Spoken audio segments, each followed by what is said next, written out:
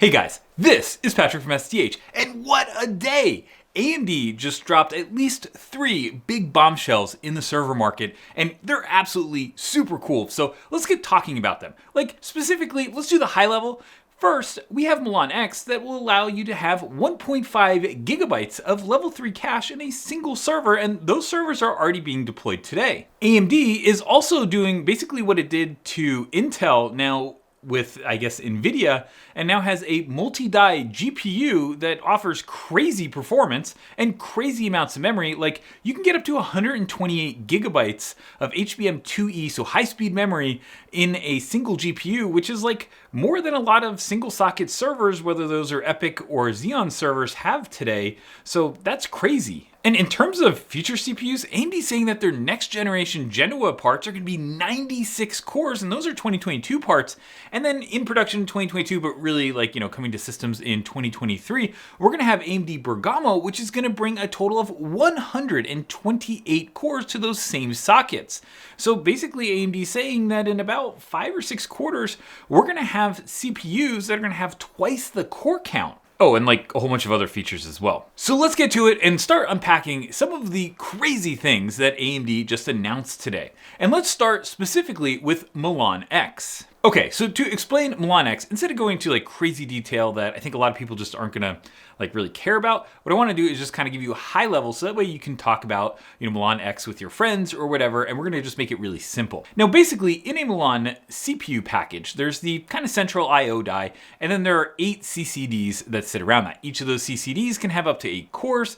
8 cores, 8 CCDs gives you your total of 64 cores. So that's basically how that whole thing works. And each of those CCDs also has standard 32 megabytes of level 3 cache. So if we have 32 megabytes of level 3 cache, we have 8 of these CCDs, that gives you 256 megabytes of level 3 cache, which is an absolute ton. And AMD said, well, that's not really enough. Instead, what if we had like way more cache? Like, what if we could go from 256 megs on a chip up to 768, or basically 3/4 of a gigabyte of level 3 cache only on a given package? Like, what if we could go do that? And that's basically what they did. Now, how they did it was they basically have little wires and very, very small copper wires that go from the base die that has the compute cores and the level 3 cache, and goes all the way up to a new die.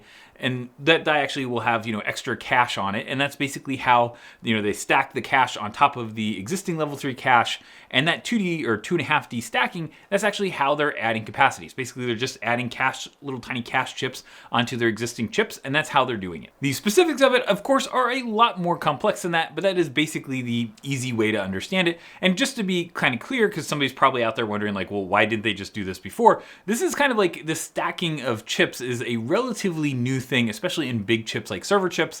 And so you have to kind of see that this is kind of like really kind of on the leading edge of what humans are capable of doing these days in terms of process, right? So this is not something that is like, oh, it's so simple, why didn't they do it before? This is absolutely a new capability, and it's super cool because of that. So if you add 64 megabytes of cache to something that already has 32, and then you multiply everything by 8, that's how you get to that 768 megabytes of cache per chip, but you have 2 chips in a system, which gives you about 1.5 gigabytes of cache in a dual socket server. And while that may sound a little bit far-fetched, it's actually really practical because, one, Milan-X actually works in existing SP3, so socket SP3 servers, which means that basically you're going to need a most likely like a BIOS firmware update, but other than that, you'll be able to just go drop them in the AMD EPYC 7003 series PCIe Gen 4, systems that we review on STH all the time. And you can literally go look through our server series and you can see just a ton of reviews on those systems. So if you want to go do that, go for it. Now, during the announcement, AMD actually said that you're going to start to see Milan-X in systems from like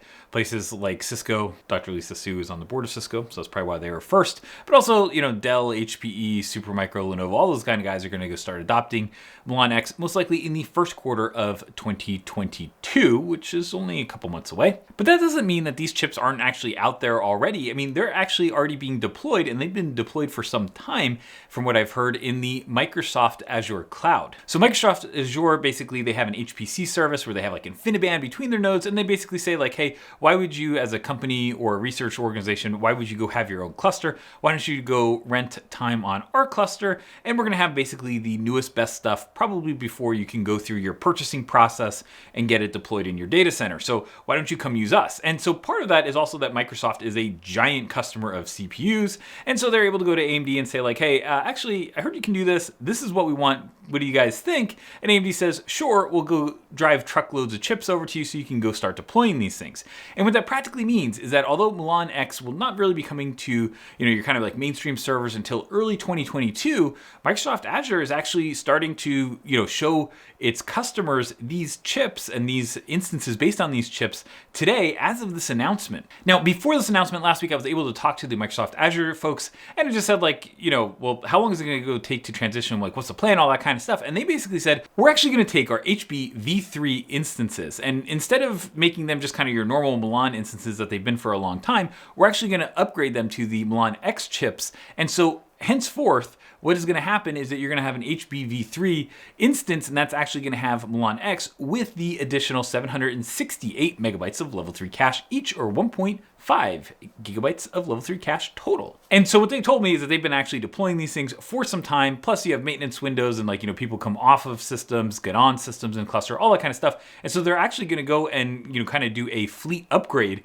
and actually go put these higher memory parts or higher cache parts into their servers, and then just going forward, HBV3 is going to be these high cache parts. And so I kind of asked, I was like, well, why didn't you just do it in the first place? And the answer was that they weren't ready to do it when they originally launched the instances. And I asked them, well, why aren't you making like a new instance type? And they said, well, actually, the red tape inside Microsoft, maybe they didn't say this exactly, but they said like the red tape inside Microsoft is it's pretty significant. So from a corporate standpoint, it's much easier just to go and upgrade the capabilities of the HBV3 rather than coming up with a new instance type and having to have that all get published and go through all of that kind of corporate, I guess, processes. And so we're going to flash up a list of the Microsoft Azure instances, and so you can kind of see what the upgrades are. But then also, I just really like the fact that they showed, and we got to talk a little bit about the performance with them.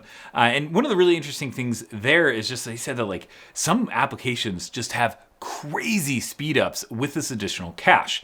And one of the kind of key concepts and something that we had heard was that there is a slight penalty if you're going to go from the kind of standard 32 megabytes of cache on the kind of standard die, but then you go up to the new dies that have been added for extra cache. There is a little tiny latency penalty. But what the Azure guys said was like, yeah, that's true, but you have to kind of think about it a little bit differently, right? Because your best case scenario is always going to be just kind of on that same die, and so you're not actually getting any worse there. But if you have to go to the extra cache, well, that's actually basically avoiding a hit to memory, and which means that in the AMD EPYC architecture, you have to go from the CCD to the IO die out to the memory and then all the way back through that chain. So because that is such an expensive and long high latency chain compared to just hitting level 3 cache, even if it is on a stacked die, well, that basically means that you get just way better performance than if you have to go to memory. And so the applications that are able to take advantage of that extra, I guess, bandwidth provided by having things in level 3 cache versus in memory, those things get just crazy speed ups. And here's a little chart in terms of just how big that is. And just to kind of give you some idea of like what these types of things are, like WRF, that's like a weather simulation. So these are big workloads. Some of the other workloads are things like doing computational fluid dynamics, also things like if you're doing like crash testing, stuff like that. I mean, there's all kinds of applications that actually take advantage of this just giant memory bandwidth. And one of the big things that people have seen over the years in high performance computing is that sometimes you can have a whole bunch of really fast cores, but if you don't have the data to feed those cores, well, that can mean that your really fast cores are just kind of sitting around waiting for data. And that's what this whole level 3 cache thing really solves, is that stall in the CPU.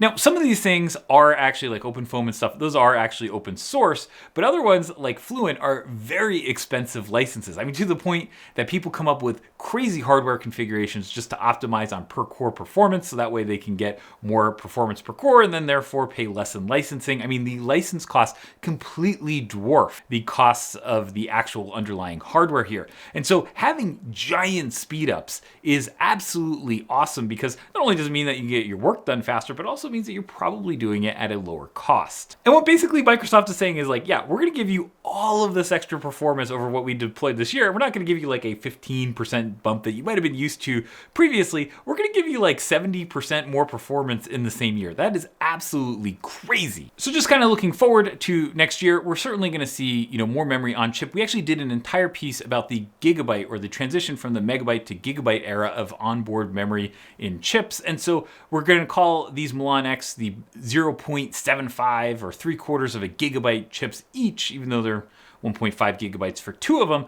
But that really just kind of shows that we're going to see more of this in the next year. I mean, Intel's already talking about Sapphire Rapids having integrated HBM memory on board, and that'll be in the gigabyte era as well, or volume as well. And so I definitely think that, we're going to start seeing more of this as we get to 2022 and beyond. But this is like the first step, and it's super cool. Okay, let's not go do Bergamo and Genoa just yet. Let's go instead to the accelerator side, and specifically the AMD Instinct MI200. And yes, I do pause and want to say Radeon Instinct every time, but it's now just AMD Instinct MI200. Now, there's a couple key pieces of background if you didn't see what this new accelerator, and I'm going to call it an accelerator for a very specific reason here, but there are a couple pieces of background that are really important. And the first one is the fact that AMD split its GPU line a little while ago, and they basically split it into their RDNA architecture, which you really see on like the workstation GPUs, gaming GPUs, all that kind of stuff. But then there's CDNA, which is really kind of more of a compute-focused architecture. And so although we kind of call them both GPUs, realistically, the things that you put in your workstation and game on, those are graphics processing units.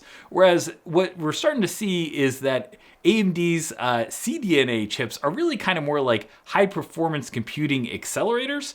And I don't know if that's like a really popular take, but that's just kind of how I think about it, because you're not going to go run video games on your MI200, right? Like, you just would never do that. So I just kind of want to be clear of they're kind of actually bifurcating their market from like, the GPU and accelerator side. So we're going to actually call these accelerators. And the other thing you have to be aware of is just the fact that this is the actual design that AMD went to the Department of Energy, said, hey, I heard you guys want to go do an exascale supercomputer with Frontier. We're going to go put these accelerators in there, or GPUs in there, and this is going to be our architecture, and we're going to go get you to exascale.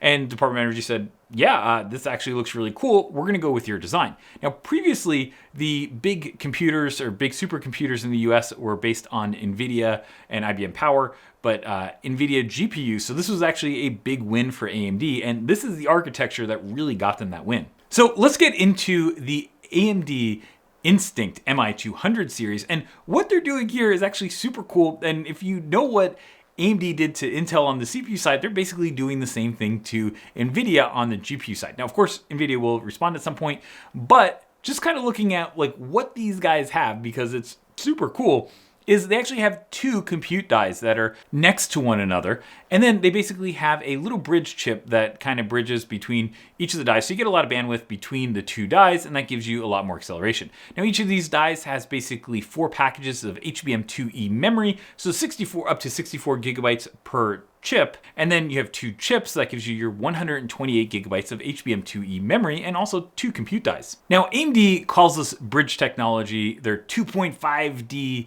elevated fan-out bridge technology. But basically, the easy way to think about what they're doing is that they have a little tiny chip that they put between the 2 big chips, and that really is the communication bridge between the 2 of them, which means that on a single package, although you have 2 chips, they have really high speed and relatively low power communication between the 2 of them. We're not going to go into this slide in great detail, because hopefully that's enough that most folks will understand basically what's going on here. The other big thing that I really wanted to point out is the fact that AMD is adopting the OAM, or Open Accelerator Module form factor. And OAM is a big deal. We've actually been covering OAM on STH since it was first announced in 2019 at the Open Compute Summit. This is a big Facebook initiative. And just to kind of give you an idea of why OAM is important, OAM was basically Facebook and other kind of cloud service providers saying, hey, NVIDIA, your SXM system is really cool with like these kind of custom GPU form factors. It is great that, you can get, number one, more power to them, better cooling, and then you can also get high-speed interconnects between the GPUs.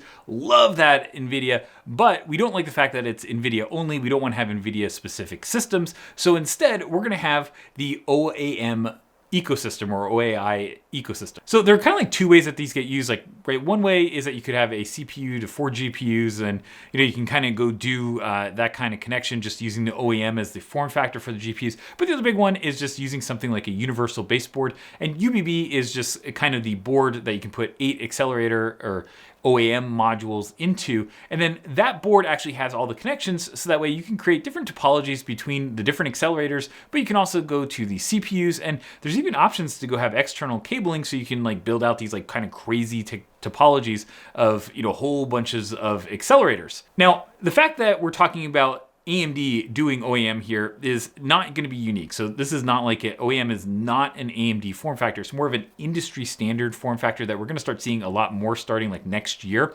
But, you know, we also know that Intel's Ponte Vecchio is going to be OAM. The old Nirvana NMPs, those things were in OAM, although that is not really happening anymore. The Habana Labs, which is now Intel Gaudi, that is using OAM. Xilinx had OAM that they were showing off before. So, you know, there are definitely a lot of different companies that are doing that. We've also seen some other AI startups and stuff like that use the OAM form factor. So it's just something that we are going to see in the industry. Everybody's going to have to go do it because the cloud providers want it, and the cloud providers buy enough stuff that they get to kind of start dictating some of these form factors, just like we're seeing on the EDSFF side on SSDs. Now, AMD says that moving to OAM allows them to raise their TDP up to 550 watts. Now, OAM can go way beyond that. I mean, I think there are like 800 watt options that people have been talking about for years. I don't know if they've gone beyond that yet, but the idea of having much, much higher power accelerators is something that we're going to see for the next few years. No question about that. And going to 550 watts also means that AMD has more, I guess, thermal headroom, more power capacity than something like an SXM4 NVIDIA A100 chip.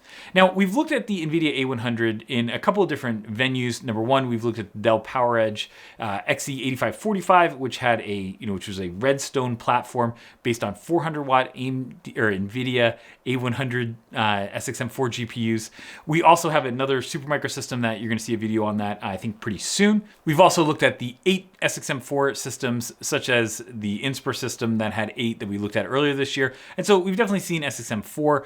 And then the other thing I think we've also looked at is just the 400 watt and also the 500 watt, which you don't really see 500 watt listed from NVIDIA, but there are 500 watt. So you can get like an 80 gig 500 watt NVIDIA A100 in SXM4, although those are often liquid cooled servers. So we actually did that, and we looked at the difference between the 40 gig 400 watt and the 80 gig 500 watt versions in our liquid cooling comparison video. So we actually benchmarked both of those. Now, just to be clear, AMD definitely has a little bit more power headroom. So I think they were using the 400 watt A100, and that basically means that they are running at about 150 watts, which is a significant amount of power more per accelerator. So just because you have an increase in the overall TDP and power consumption of an accelerator doesn't mean that your system goes up by that same amount. So just want to be very clear on that. And so basically what AMD did was they took the FP64 performance of NVIDIA GPUs and they said like, okay, here's basically the K80, here's the P100, which we did an 8 P100 system a long time ago, V100, we did an 8 V100 system, we did an 8 A100 system, and then basically here's our Quantum Leap. They're basically showing an almost 5x improvement over the A100 performance in terms of, FP64, which is really actually a lot. I mean, like that kind of vector performance improvement, that is not something that's like a normal generation. Like normal generation, you might get like 50% or 70% more, something like that. You don't get like a 5x. That's absolutely huge. Something though that we did want to point out is just the fact that that's not necessarily 5x in everything. For example, if you got to bfloat 16, you're only like 1.2x, which is actually not that much ahead. And also FP16, you're about 1.2x ahead. So it does kind of depend on what kind of math you're doing, but FP64 is really popular in the high performance computing and like supercomputing world. So just being clear of kind of what they're, I guess, targeting with this. The other thing that is really kind of obvious when you hear an NVIDIA presentation and an AMD presentation is that like Jensen gets up and does his NVIDIA, hey, A100s are great.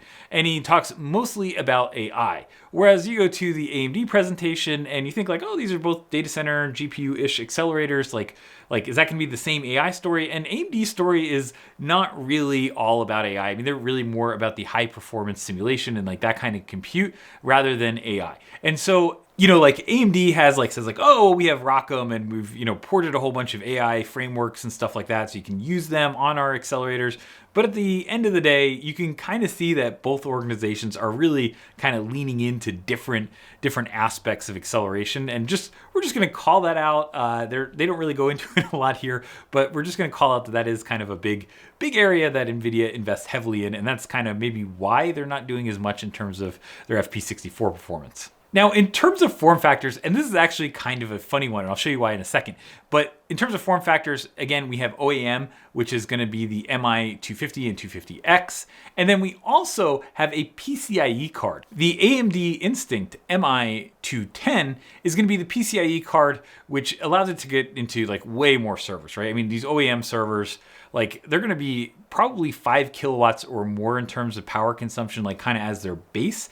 So you know, just at some point that's not going to be able to be deployed everywhere. And so you need things like PCIe cards to be able to get your chips into more different architectures. One of the big challenges, of course, with PCIe cards is the fact that they, can't do the same cooling because they just don't have as much, capacity to do cooling. So you typically can't get to, I guess, the higher power consumption levels. And the reason this is a little bit funny is that actually just before the AMD event, I was finishing up 2 videos where we actually have 8 of these, which are NVIDIA A100 GPUs, and these are 300 watt GPUs, which is really about the maximum that you get in a PCIe card, because you just you only have like a certain amount of area here that you can actually use for cooling and forcing air through. And so you basically kind of get stuck at a much lower power consumption level, which is why we're seeing that people are saying, well, if I'm going to go pay all the money to go have the chips made and the HBM2E memory and all that kind of stuff, I might as well just go and let the things run at higher power levels so I get more performance per chip, because power costs less than buying more chips. So anyway, that's basically why I guess the OEM is going to kind of be the higher end model, whereas we're going to see the PCIe MI210s a little bit later. And by the way, just as a quick little funny one, if you want to see one of those 2 8 or 10 GPU servers for PCIe that we're about to go do reviews of on the STH main site, and we'll probably do videos of them as well. So if you want to like, subscribe, turn on notifications, you'll probably see those later, but you can see one actually just behind me. So yeah, finishing those up, they should be online hopefully before Supercomputing 21. But now let's get to the future of AMD server processors again, and let's start talking about Genoa and Bergamo. AMD actually gave us a ton of really cool information about these 2 chips. And so I think we should get into that and just kind of talk about what they are. So first off, these are AMD's 5 nanometer generation chips. And that 5 nanometers means that you get better performance, you also get more efficiency, and you can cram more stuff basically into a given die size. And AMD is definitely using that, because what we're going to see with Genoa is that we're actually going to go see a total of 96 cores per CPU. So we're at 64 today. The next generation is going to be 96, which is 50% bigger. We're also going to get features like DDR5. We're going to get PCIe Gen 5 as well. And with PCIe Gen 5, AMD also confirmed that they are going to have CXL 1.1 in Genoa's generation. So we're going to start seeing CXL. We have a video on CXL, so if you want to go check that out, go for it. Now, Genoa will be based on the upcoming Zen 4 architecture. And Zen 4 is really kind of like the evolution of Zen 3. But if you look at what Zen 3 is being used for, there's a whole bunch of different things. And it makes a lot of sense because, AMD was really basically had no market share in early 2017. But then, over the last couple of years, they've definitely gotten their double-digit market share. And because of that, they now can say, well, maybe we can go and have some more customized chips. Now, I know a lot of folks of you on YouTube and on the STH main site are going to say like, hey, well, I wish that they had a low-end chip that could go after like the Xeon E series or something like that, but it looks like what they're actually doing is they're saying, no, we're gonna go kind of look at the bigger markets that are kind of, the higher volume, higher dollar markets, and that's really where they're gonna bifurcate their line. Specifically, they're gonna have the AMD Zen 4C, which is gonna actually enable even more cores. In fact, AMD Bergamo, using the Zen 4C, is going to have up to 128 cores. Now, AMD had a very small group pre-briefing, like maybe an hour or so before the event, just to kind of walk through this stuff. And what they basically said is that, yes, they are completely different chips. They are still using the Zen 4 ISA, so basically if you have code that'll run on Genoa, it'll also run on Bergamo, so there's no kind of like weird stuff like it's a stripped down or there's like extra stuff in Bergamo. It's basically the exact same. It's just that they are doing a little bit of rebalancing in terms of, where they're spending their silicon area and, frequencies and all that kind of stuff. And a good example that they talked about was that they are going to have cache optimizations, which I kind of read into as maybe they're going to have different different ways that they do the cache, or they're going to have less cache potentially on Bergamo per core, but at the same time that allows them to then go fit more cores onto the package. The other thing that they said is going to be compatible is that they're going to be socket compatible. So if you had a system, in theory, you could have a Genoa CPU and then upgrade it to a Bergamo chip. And I know a lot of people are going to be like, well, why don't we just have all 128 core processors? Like, why would we want a 96 core processor? And I think that really gets into the optimization. And what we're starting to see a lot more of is companies are looking at like cloud workloads and like, let's call it what it is, right? Like running web servers and stuff like that. It's just not like that hard in terms of computational power. And so what you're seeing like on the ARM side is that the ARM guys are saying like, yeah, we don't need to go have like crazy HPC simulations and have all the infrastructure that's involved in doing like crazy HPC simulations for our cloud processors that are going to go into like Oracle's cloud and stuff like that. So like the Ampere Ultra, Ultra Max, they basically say like, that's completely worthless way to go spend our transistor count. Instead, what we should go do is we should go and have things that will actually make cloud providers have better service. And cloud providers care about having like a certain amount of performance per core, so that way they can sell their vCPUs and have lots of vCPUs in a fewer number of systems, which means that it costs them less money to deliver vCPUs, and all of a sudden, they can make even more money than they're already making. And so what it seems like is that Zen 4C is really an optimization kind of in the same way that you see the ARM vendors optimizing for the cloud. Well, AMD is saying, well, hey, look, we can kind of do that too. Why don't we just go and do an optimization? We're going to be on 5 nanometer as well. Like, why don't we just go do that with our chips and we can go expand our core counts? Something else that didn't necessarily come out in the webcast, but it was, I would say, not said, I don't think it was said explicitly, but it was definitely very, very heavily hinted, was that the idea of using the 3D cache that's in Milan-X to go add additional cache to chips, that did not sound like it was something like, oh, we're just going to use this for Milan and probably won't ever do that again. It definitely sounded like AMD was like, yeah, that's a technology that we hope to further in the future and use in more products. So I would say that there is a good chance that we are going to see future products from AMD have, as much, if not significantly more cache than we are getting in the current generation. So just something to keep in mind, that I think that we're going to start seeing that stacked Vcache be something that we're going to see in more chips in the future. Also, just real quick, Bergamo is slated to be like in production maybe in like 2022, but realistically, I think 2023, like early 2023 is when we're going to see Bergamo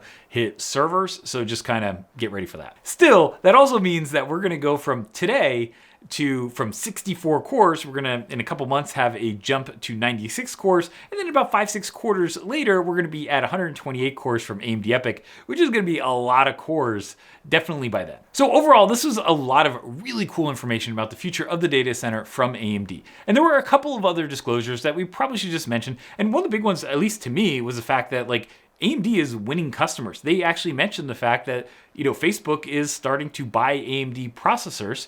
And that's a big deal because Facebook has been a fiercely Intel shop for just years and years. And so it was always like all the other cloud providers had been, at least dabbling or doing something with AMD chips. But Facebook was like, yeah, no, we're just going to keep buying Intel stuff.